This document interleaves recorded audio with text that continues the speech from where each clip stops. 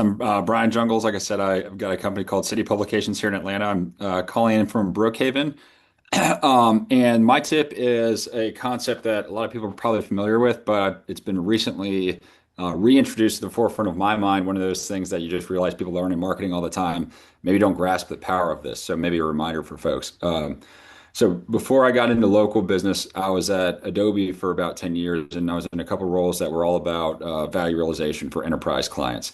And one of the best use cases that we had in terms of value realization off the bat, when we enhance the client's ability to leverage the data at their disposal, is suppression use cases.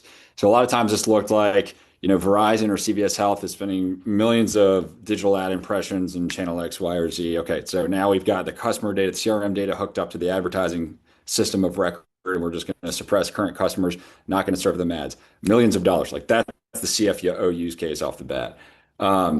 So now I work with local small businesses and realizing that this is not terribly obvious to a lot of people. So a lot of the conversations that I have, so a lot of what we do when I say in-home advertising is direct mail. So we target on a lot of home demographics, home type. A lot of my clients are home services. So if you work with home services, they really want to reach homeowners who are making decisions about the home that they own and not renters, not apartments, et cetera. So I've had success with live demos and if you talk to your clients about the value of targeting specifically with suppression, it might open up some eyes. So what I did before this meeting is just take two popular zip codes in the greater Atlanta area.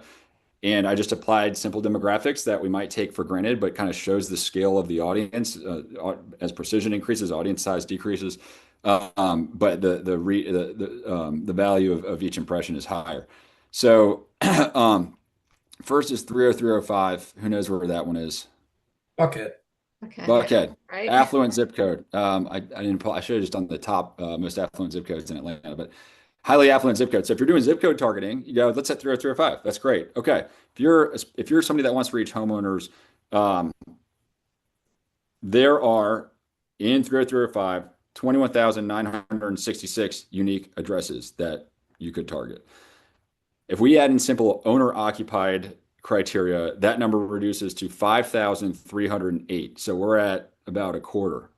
Um, a lot of my clients also only want to reach single family homes. They have a special landscaper, they have a yard, right? That if we layer in that, then the total is 3,591. So we're like 1/7 of the zip code level targeting audience. And direct mail is not it's not the cheapest per impression medium. So this is super. A lot of what I'm doing is talking to people about how we are making smarter use of the marketing budget and actually getting higher value per impression. So I think that probably translates to some of what you guys do as well.